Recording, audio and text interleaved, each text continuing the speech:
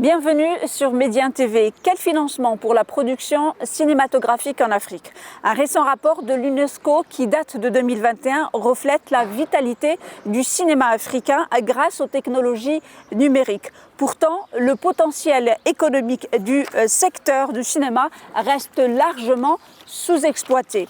Selon la Fédération panafricaine des cinéastes, cette industrie ne génère que 5 milliards de dollars de recettes annuelles, alors que le potentiel pourrait atteindre 20 milliards de dollars. Quelles sont les tendances actuelles, les défis et les opportunités de croissance? Nous posons la question à Jean-Roch Patoudem, réalisateur, producteur et distributeur de films. Merci d'avoir accepté notre invitation. Vous êtes réalisateur, producteur et distributeur de films, et dans une autre vie, vous étiez comédien. De ces trois métiers, quel est celui qui vous donne le plus de fil à retordre? Bonjour déjà, bonjour, merci à la télévision marocaine de m'accueillir pour cet entretien. De tous ces métiers, en fait, ça fait partie du même groupe en général. Et je crois que quand on produit, je ne crois pas, je le sais, quand on produit un film, on met en scène les acteurs qui vont jouer dans ce film-là. Donc, moi je pense que tout ça, c'est un melting pot, un milkshake qui en fait toujours un, en gros. Selon le rapport de l'UNESCO, seuls 44% des pays africains disposeraient d'une commission de films et 55% d'une politique cinématographique. Avant de s'arrêter un peu sur ces chiffres, Jean-Roch Patoudem, comment on peut définir une politique cinématographique d'un pays? Depuis mon parcours, j'ai toujours mis en cause des réunions des cinéastes, des festivals qui regroupaient les cinéastes pour parler du financement du cinéma. Et moi, je leur ai toujours dit qu'on ne peut pas parler du financement du cinéma sans politique, parce que c'est l'homme politique derrière qui va fabriquer les lois pour encadrer, un cadre juridique pour encadrer ces financements-là, ou encore pour faire à ce que ça évolue.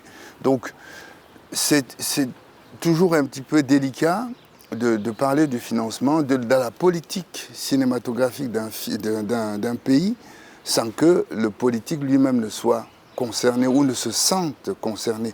Parce qu'il ne peut pas avoir de cinéma sans politique, ni de politique sans cinéma. Vous voyez, c'est-à-dire que quand on parle de la politique commerciale, il y a le juridique public derrière.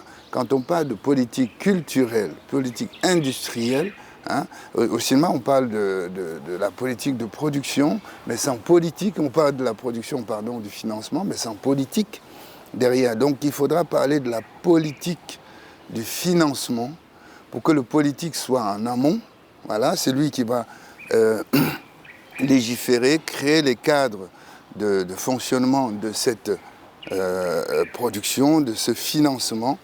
Et à chaque fois, nous, on se retrouve dans des festivals, on fait des débats, mais on reste entre nous cinéastes. Donc maintenant, on va s'arrêter sur ces chiffres. 55% des pays africains n'ont pas de politique cinématographique. Qu'est-ce que vous en pensez? Le mal vient de ceux qui voudraient que ces pays-là aient la politique, parce que est-ce que dans ces pays, parce qu'il faut aussi poser la question dans un autre sens, est-ce que tous les pays ont l'obligation d'avoir une politique cinématographique? Est-ce que ce n'est pas un rêve, un fantasme de ceux qui le demandent? Voilà. Il y a dans l'ordre des choses les préoccupations. C'est-à-dire qu'il y a des préoccupations dans un pays. Je pense même qu'il y a d'abord le problème de la santé, de l'éducation dans nos pays. Et il y a la politique agricole. Il y a de plus en plus des gens qui les agriculteurs n'existent plus, puisque tout le monde part en ville. Donc voilà, je pense qu'il y a déjà ce côté-là, mais ça ne veut pas exclure le fait que avoir une politique cinématographique permet aussi de vendre le pays par le biais du tourisme, par le biais de sa représentativité, de son image à l'étranger. C'est-à-dire que si on combine tout ça, on a besoin de tous les départements pour qu'un pays existe. La culture, on parle du cinéma, je pourrais parler de la musique aussi, ou du théâtre, ou des arts plastiques, parce que tout ça, ça parle aux étrangers, hein, qui pourront venir visiter le pays parce qu'il y a telle et telle chose qui s'est passée dans ce pays-là. Alors justement, parlons du Nigeria. Est-ce qu'on peut parler d'un cas école, puisque ce pays a quand même connu 200% d'augmentation de salles entre 2015 et 2020. Nollywood est le deuxième cinéma après donc celui de l'Inde et avant les États-Unis. Est-ce qu'on peut réellement parler d'un cas école quand il s'agit de parler du cinéma du Nigeria? Oui et non. Oui et non. D'abord, parce que les Nigériens, ils sont plus nombreux que tous les autres réunis, hein, déjà, je ne sais pas, mais ils sont beaucoup. Deuxième chose, c'est qu'il y avait déjà le théâtre Yoruba avant, qui faisait déjà, qui remplissait les salles. Quand j'ai commencé à aller en 1986 à Lagos pour acheter mes bobines Super 8, parce que ça ne se vendait pas au Cameroun, pour faire des films Super 8, là-bas déjà il y avait des salles Super 8, c'est-à-dire que ça consommait déjà, parce qu'on parle d'aujourd'hui comme c'est un boom médiatique, c'est un boom, voilà, parce que là on a Internet aujourd'hui, on a tout ça, mais ça a toujours existé. Après, il y a eu la vidéocassette.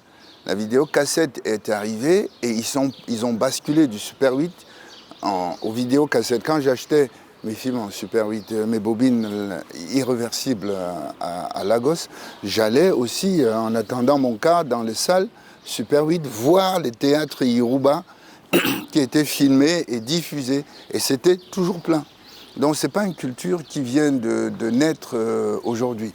Deuxième chose, quand la vidéocassette est arrivée, c'était les premiers à faire des duplis en Afrique, des duplications vidéo, dont les gens en possédaient. Donc ça veut dire qu'ils ont une culture qui est là depuis très très très longtemps. Et aussi parce que ils n'avaient pas attendu une subvention, ils n'avaient pas attendu un fonds de l'État.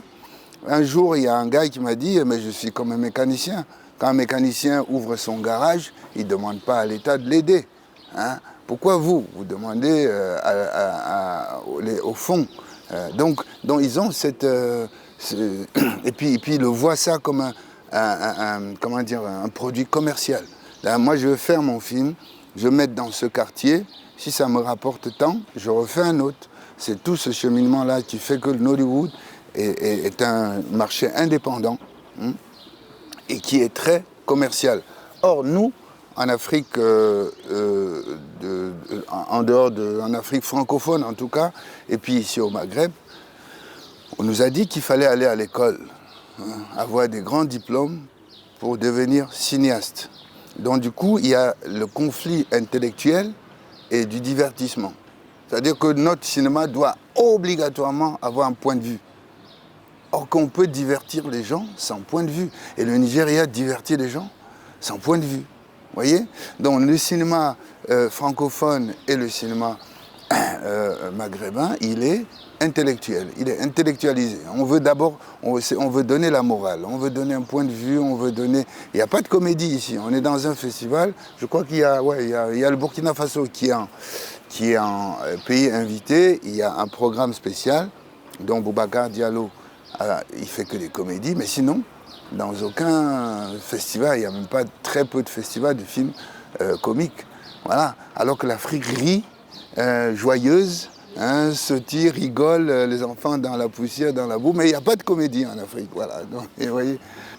Alors, on va parler infrastructure, puisque en termes justement d'infrastructure, le réseau cinématographique africain reste le moins développé dans le monde, hein, puisque avec 1651 écrans, soit un pour quelques 787 400 habitants, est-ce que ces chiffres vous surprennent? Non, ils ne me surprennent pas, parce qu'avant, il y en avait même plus. Hein, quand j'ai grandi, dans les années 80, rien qu'au Cameroun, il y avait 70 salles de cinéma, 71 même. Voilà. Donc, C'est vrai qu'à l'époque, il y avait le SIDEC et la Comasico. C'était des groupes français qui donnaient des copies de deuxième génération et puis qui achetaient des droits. Parce que c'est pas juste une question d'avoir des salles, il faut avoir des films qu'on va diffuser dans les salles. Et pour avoir des films qu'il faut diffuser dans les salles, il faut acquérir des droits. Les droits de votre pays sont chers, les droits de l'autre pays sont chers, donc, et celui qui se dit distributeur là-bas, il n'a pas d'argent. Donc il faut tourner la mécanique. Et très souvent, ces salles dont on parle, dont l'UNESCO parle, c'est bien beau de les quantifier, chiffrer, mais elles doivent être où? Ici au Maroc, à Casablanca. Hein, et puis le reste du pays fait quoi? Vous voyez, donc c'est pas que concentré, on peut avoir des petites salles même de 10 places hein, en province, dans des petites villes. Ça fait aussi son affaire. Là, on parle des salles de métropole africaines hein, ou encore des salles des deuxièmes grandes villes africaines et qui sont très souvent même des salles institutionnelles. Il faut peut-être aussi ne pas trop se précipiter et faire en sorte que petit à petit ça arrive. Et comme je disais tantôt, c'est pas une obligation. On veut aussi hein, que l'Afrique court au même rythme. Il doit y avoir des pays de tête. Voilà, des têtes voilà, quand on part ensemble, quand vous prenez la France et le Portugal, au niveau cinéma, ils n'ont rien à voir. Il y en a un, il n'existe pas.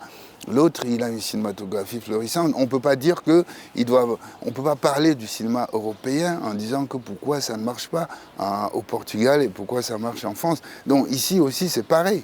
Il ne faut pas qu'on mette les pays... Il y a des pays qui ne sont même pas concernés, qui ne se sentent même pas concernés. Et il y en a qui sont déjà très loin. Donc on peut aussi avoir des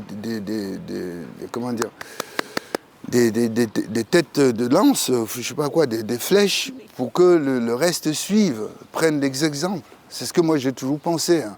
On doit se focaliser. S'il y a un pays qui émerge, on se focalise sur ce pays-là, et puis les autres viennent s'agripper. En Europe, par exemple, tous les fonds, tous les systèmes de cinématographie des pays, la majorité s'inspire de celui de la France, par exemple.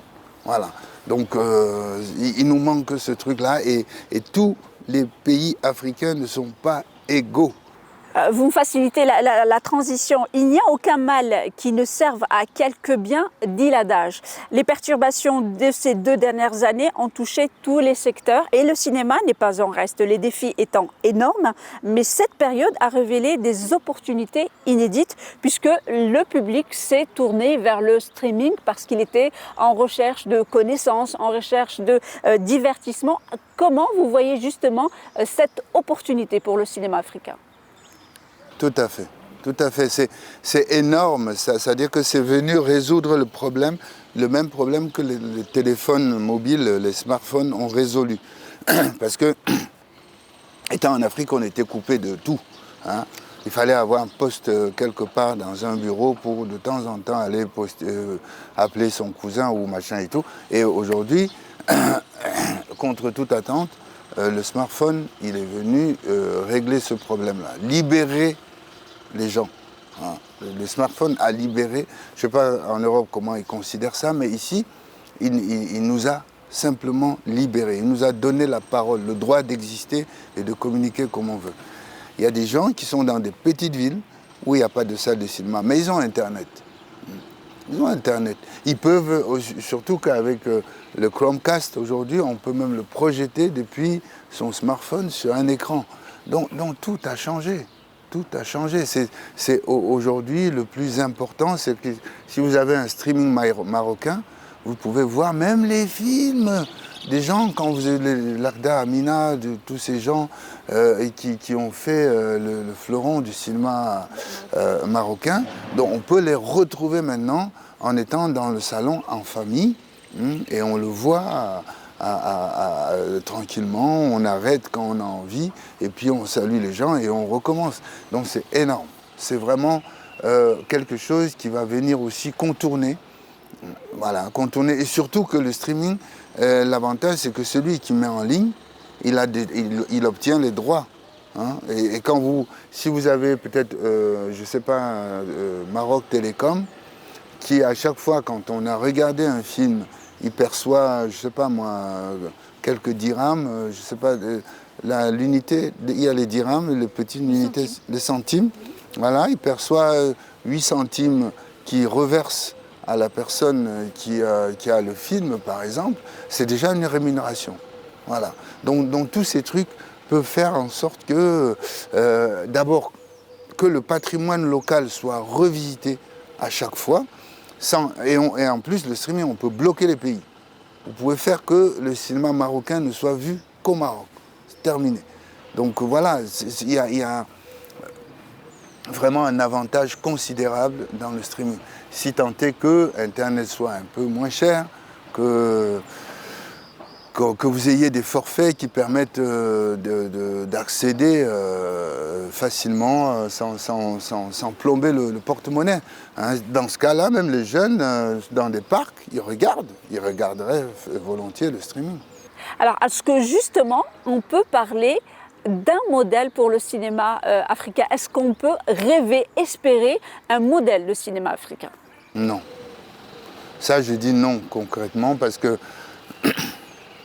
en 2014, j'ai produit la première série tchadienne qui s'appelle Amina, 26 x 26, et on parlait du mariage forcé dans cette série. Et moi, je lui ai dit au réalisateur que moi, je la produisais. Je suis à côté au Cameroun, mais je produisais, il fallait que ça ait l'étiquette série tchadienne. Parce qu'au Cameroun, il n'y a pas de mariage forcé. Il peut être arrangé, hein, mais forcé, non. Vous voyez, donc voilà, la problématique de l'un n'est pas celle de l'autre. Donc on ne peut pas parler de l'uniformité du cinéma. La France, elle n'a pas le même cinéma que les Belges, ni les Suisses, ni l'Allemagne, ni le même cinéma que l'Angleterre. Mais pourquoi on veut que l'Afrique ait le même cinéma? On a des cultures différentes. Hein. Il y a les Burkinabés, ils ont la culture des Mossi. Hein, voilà, les Guinéens, le Ghana, ils sont dans la culture guinéenne. Voilà, le Mali, ils sont dans l'empire de Mali. C'est des cultures complètement dans l'empire madingue. Hein, nous, en Afrique centrale, on est des peuples de forêt. Hein. C'est-à-dire que si vous amenez le cheval jusqu'à un moment donné, il s'arrête parce qu'il ne peut pas rentrer dans la brousse. Voilà, donc voilà, les peuples de forêt n'ont pas la même vision. Nous, on parle aux arbres. On a l'impression que quand on le coupe, il pleure. Voilà, donc, alors qu'ici, vous n'en avez pas du tout. Donc, oui, donc on peut pas. Oui, non, mais c'est vrai. Mais il faut avoir la forêt africaine. Donc, non, on ne peut pas. Ça n'a rien à voir. Ça n'a strictement rien à voir. Il faut laisser les gens éclore leur identité. Donc, il faut donner cet appât-là aux gens que de dire qu'on va faire une uniformité des cultures africaines. L'Afrique, c'est des terres qu'on a appelées Afrique, hein, on n'a rien à voir ensemble. Encore une fois de plus, hein, je le dis, mais bon, après, c'est pas la même chose. Alors, est-ce qu'on peut dire les choses, et vous m'en excuserez, crûment, est-ce que le cinéma doit s'adapter ou mourir? Non, je ne veux pas dire ça, il faut le laisser grandir. On est trop pressé. Hein. Les gens sont trop pressés. Et les scénarios commencent à peine à être bien construits. Les gens commencent à peine à comprendre que l'image du colon se dilue dans cette génération. Mais nos aînés, ils ont l'image, ils voulaient plaire aux Blancs. Nos aînés, tous nos aînés là, qui sont devant moi là. Leur cinéma, c'était pour plaire aux Blancs. Nous, on est venus, ma génération, on est déjà kiff-kiff, comme on dit ici. Voilà. Il y en a qui veulent plaire, il y en a qui sont vraiment, qui veulent faire leur truc. Alors, une toute dernière question. Jean-Roch Patoudem, quand vous avez démarré le cinéma, vous n'aviez pas trouvé d'écoute auprès de vos aînés, alors que vous, aujourd'hui, quand vous rencontrez les jeunes, vous êtes à leur écoute, vous les aidez. Qu'est-ce que vous leur dites quand ils viennent vous rencontrer pour vous dire « je veux faire du cinéma » ? Je leur dis d'abord que déjà quand je dis à l'écoute, je le fais par les actes aussi. C'est-à-dire que je produis beaucoup, je suis le seul qui produit, là, je vous parle, comme ça, il y a un film au Cameroun sur un documentaire Ma vie en héritage. Il y a Au portail de la raison à Lomé qui est tourné. C'est une jeune réalisatrice et j'espère que le film va voyager. Moi-même, je suis en tournage et je développe, je vais produire un autre film camerounais sur la violence faite aux femmes. Parce qu'on a l'impression que c'est que occidental. Hein. En Afrique, au Cameroun aussi, ils tapent leurs femmes. Hein. Donc voilà, c'est... Ah ben voilà, non mais voilà. Où est la vision de l'Afrique dont on parle dans cette violence? Est-ce qu'on doit toujours penser que c'est en Occident que la femme est violentée, qu'elle est violée, que les lois sont créées, encadrées pour la défendre, pour la protéger, hein, face aux prédateurs hommes? Donc on doit en parler pour que ça sorte. On doit donner notre regard sur notre société, comment elle fonctionne, notre société. Et c'est toujours absent.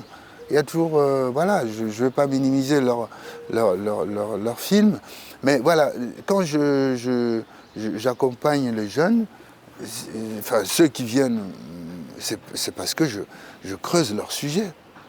Je rentre dans leur sujet, je creuse, je leur dis tu devrais aller comme ci, tu devrais aller là. Moi je suis disponible, si c'est pour faire des contrats, je te donne des modèles.